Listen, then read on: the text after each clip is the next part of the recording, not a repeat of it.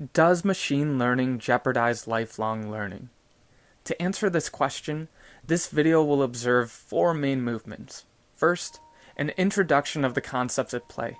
Second, a demonstration of ChatGPT's capabilities. Third, a thematic conclusion. And fourth, resources to guide our next steps. There's actually a document that organizes all of these resources, but if you're on YouTube, you can find the resources in the description below.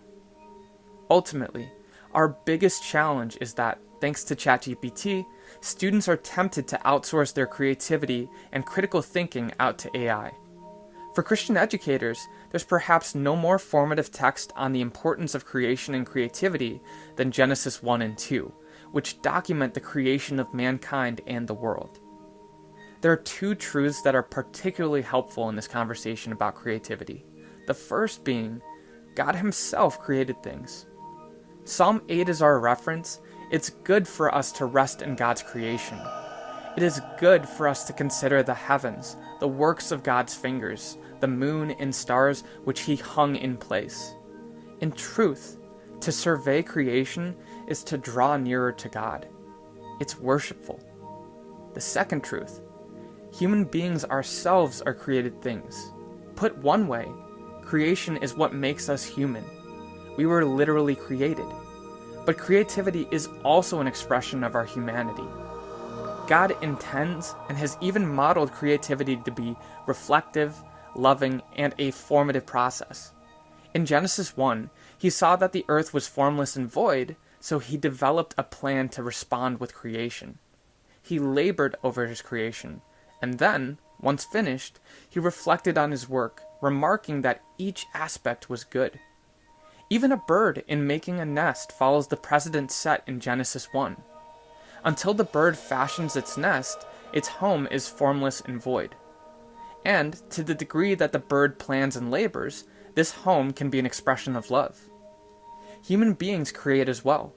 We unknot our thoughts, draft our thoughts, and reflect on the things that we have made.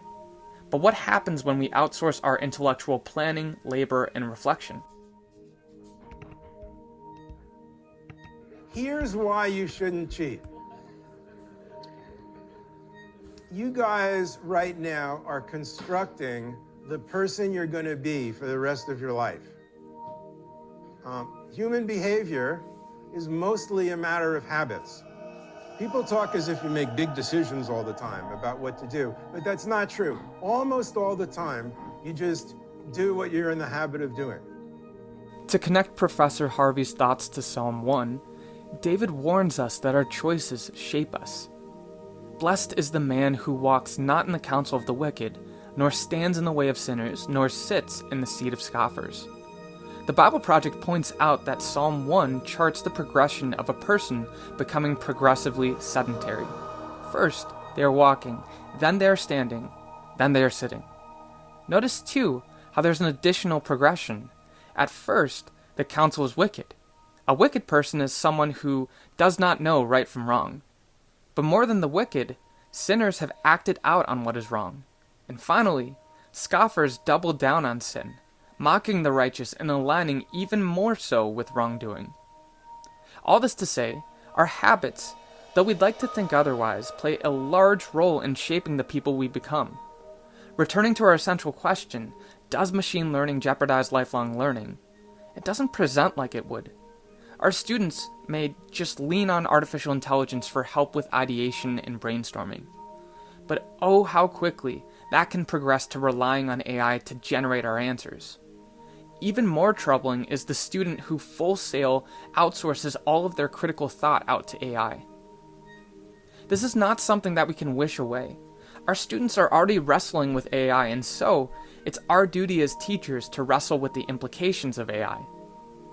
AI drastically changes the way we teach every discipline.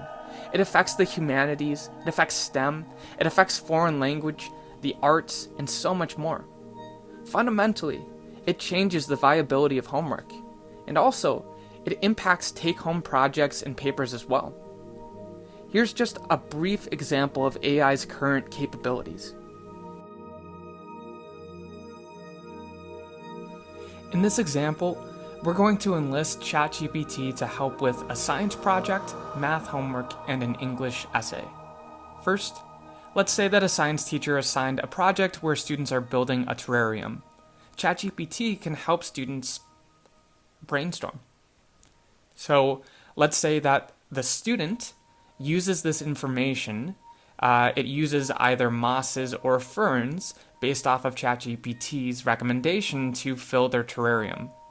Well, now, how much of the terrarium is the student's idea and how much of the terrarium is the AI's idea? This is kind of the muddy territory we're entering in. As I'm entering the second thing, math homework here, it's a math equation about imaginary numbers. And watch how quickly it's able to crunch out this math problem. I've asked it to show its work so that a student could submit this as homework without having learned any of the concepts, and as a teacher, it's impossibly difficult to differentiate between whether this was student-generated or computer-generated. And lastly, I'm going to have the AI construct a paragraph that relates racism to the volcano monster in Moana. And some teachers contend that, well, why don't we just personalize our prompts? But you can actually put that prompt into ChatGPT. So as an Asian American, I might want to focus in on the Asian American experience.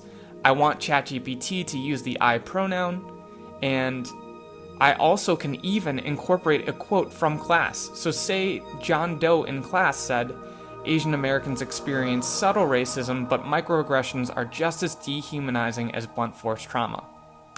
I can enter that in, and in what would take a student maybe 15 to 30 minutes to construct their own paragraph, ChatGPT is able to construct a passable paragraph in 30 to 15 seconds. So, does machine learning jeopardize lifelong learning? Recall that it is a tool with great promise, but it also can be a slippery slope, as assistance can turn into codependence, which can turn into unmitigated plagiarism. Paulo Freire's Pedagogy of the Oppressed helps to frame the situation with the proper urgency. Dehumanization, which marks not only those whose humanity has been stolen, but also, though in a different way, those who have stolen it, is a distortion of the vocation of becoming more fully human, which is to say that technology used wrong is dehumanizing because it distorts the practice of being fully human. Hollywood has devoted many movies to attest to as much. Think to movies like The Matrix, The Terminator, 2001's A Space Odyssey, Blade Runner, Ex Machina, and WALL-E. The main fear that our movies have named is a fear that technology threatens to become human. But there is an equal, if not more troubling fear that cannot be ignored. Technology threatens to dehumanize us, which leads us to the close of this video. I've hopefully made it abundantly clear that AI is just as perilous as it is promising. Each year we remain in the profession, we grow older, while in contrast, our ever-replenishing student body remains the exact same age. Yes, AI is as perilous as it is promising, but it is also as promising as it is perilous. I don't think we educators are to ban ChatGPT or to ban artificial intelligence from our classrooms. We're not protecting the Garden of Eden with a fending off technology, get off my lawn mindset. Really, as teachers, we need to teach students about right and wrong, what ways we should use technology and which ways we shouldn't, about the ways it can be fundamentally shaping of our habits. There's perhaps no better way to do this than to apply the tech to our own work, because ChatGPT is not just a tool for students. ChatGPT is a tool for teachers.